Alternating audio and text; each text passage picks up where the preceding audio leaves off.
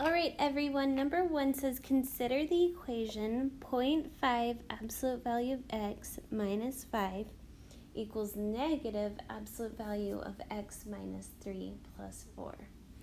A says, what does it mean to solve this equation?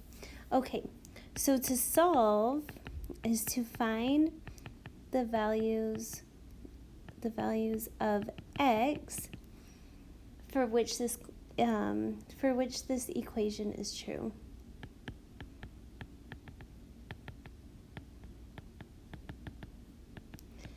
What that means is that we're going to find the values of x for which the output of each equation are the same.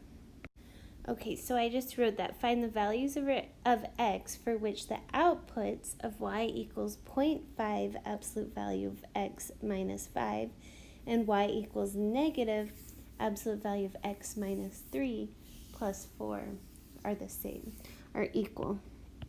Let's put our equal.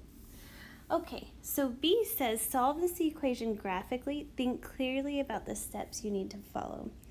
So for B, we're going to let one equation, we could call this y1, be 1/2 absolute value of x minus 5.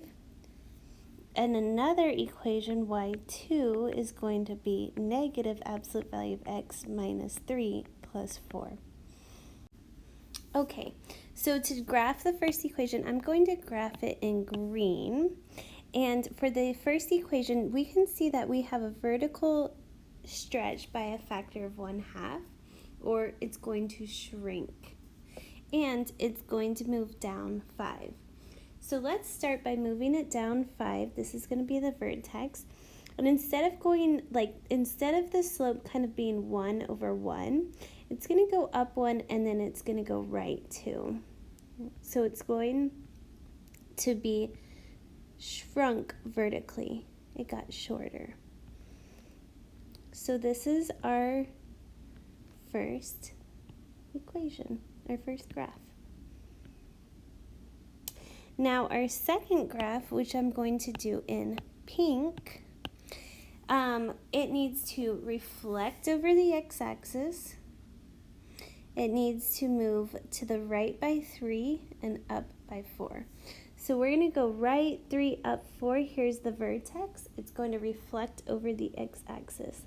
And then it opens up by 1. It opens right by 1 for every one that it goes down, because there's no vertical stretch or compress. Okay.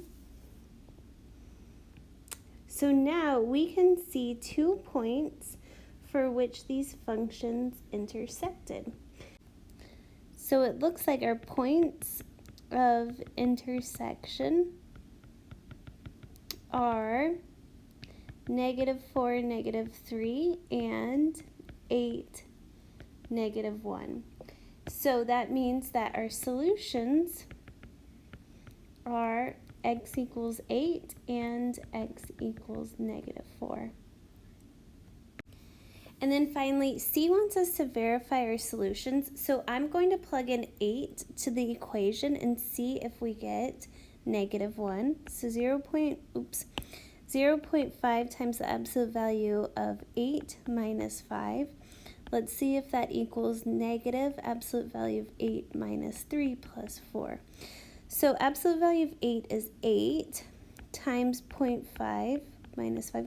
8 times 0.5 is 4, minus 5 is -1. And let's see on the other side, negative absolute value of 5 plus 4.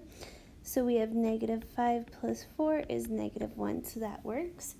And let's check for when we plug in -4. So we have 0.5 absolute value of -4 minus 5. Let's see if that equals negative absolute value of x minus 3 plus 4. So the absolute value of -4 is 4. 4 times 0.5 is 2. 2 minus 5 is -3. And let's see if we get the same thing. I forgot to plug in. This should be a -4. So we have negative 4 minus 3 is negative 7. Absolute value of negative 7 is positive 7, but we still have a negative on the outside. And then negative 7 plus 4 is negative 3. So that worked. Great job, everyone.